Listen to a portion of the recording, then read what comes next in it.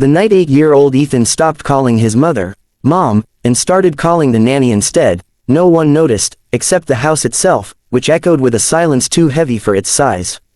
In a quiet suburban town in New Jersey, where maple trees lined the streets and porch lights blinked on at dusk like watchful eyes, lived the Carter family. From the outside, they were the picture of success: a wide 2-story home, 2 reliable cars, and parents whose careers were climbing fast.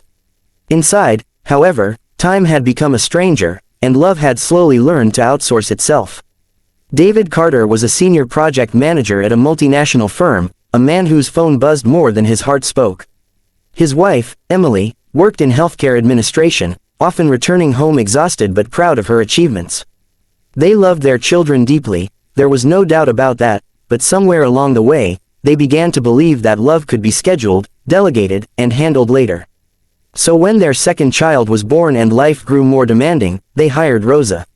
Rosa was gentle, patient, and endlessly attentive. She knew how Ethan liked his sandwiches cut diagonally, how 6-year-old Lily needed a story before bed, and how both children calmed down when she hummed an old Spanish lullaby. She was present in all the ways the parents were not. At first, Emily felt relieved.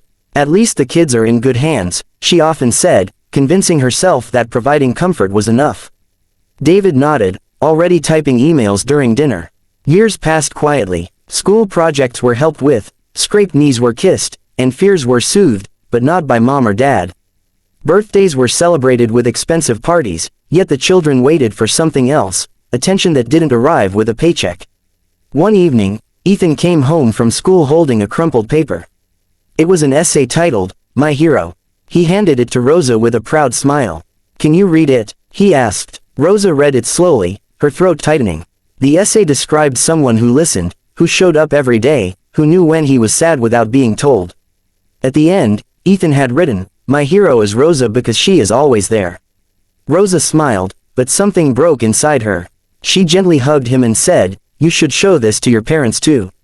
That night, when Emily found the essay on the kitchen counter, she laughed softly at first. "Kids say funny things," she said. But later, alone in bed, she read it again. And again. Each word felt like a quiet accusation. Still, life continued, until the day Lily stopped talking. It wasn't sudden. It began with fewer words, shorter answers, and eventually silence.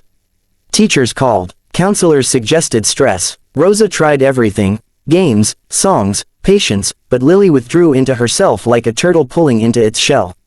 One rainy afternoon, Lily locked herself in the bathroom at school.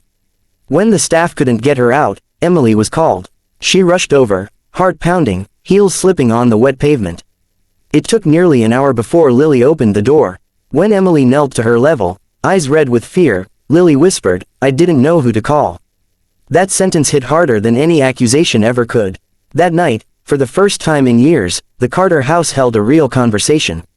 Phones were off. The TV stayed dark. David listened as Emily cried, and Emily listened as David admitted he didn't know his own children anymore. Rosa, sensing something shifting, quietly prepared dinner and stayed in the background. Change did not come magically. It came awkwardly, painfully, and slowly. Emily began leaving work earlier twice a week, even when it meant disappointing her boss. David started attending Ethan's soccer games, standing unsure on the sidelines at first, clapping too loudly, learning the rules along the way. They struggled with bedtime routines, with questions they didn't know how to answer, with emotions they had ignored for too long. The children resisted at first. Trust, once misplaced, does not return easily. Ethan once said, "Rosa knows this stuff better." David replied softly, "Then teach me." Rosa noticed the difference. She saw Emily sitting on the floor helping Lily draw, saw David burn pancakes on Saturday mornings, laughing instead of ordering takeout. She felt proud, and a little sad. One evening, Rosa gave her notice. "I think they need you more than they need me now," she said gently. Emily hugged her tightly, tears soaking into Rosa's uniform. "You gave us back our family," she whispered. Months later, the Carter home sounded different. Louder, messier, more alive. There were still long workdays, still struggles, still mistakes, but there was presence. Ethan stopped calling Rosa Mom. Lily began speaking again, slowly, carefully, like someone learning a language she almost forgot. Years passed. At Ethan's high school graduation, David watched his son walk across the stage, tall and confident. Ethan looked into the crowd and smiled, not at the empty seats of success, but at his parents, fully there. And as applause filled the hall, Emily remembered that essay from years ago. She realized something important. Children don't need perfect parents. They need present ones. So if you're watching this right now, busy, tired, convinced that providing is enough, remember this. Maids can care for children. Teachers can educate them, but only you can give them yourself. Because one day, they won't remember how expensive their toys were. They'll remember who sat beside them when they needed someone the most. And that memory lasts forever. Moral: no matter how busy life becomes, children need their parents' time, attention, and emotional presence more than comfort or convenience. Help can support a family, but it can never replace a parent's love. When parents choose to truly be there, listening, guiding, and sharing moments, their children grow with confidence, security, and strong values that last a lifetime.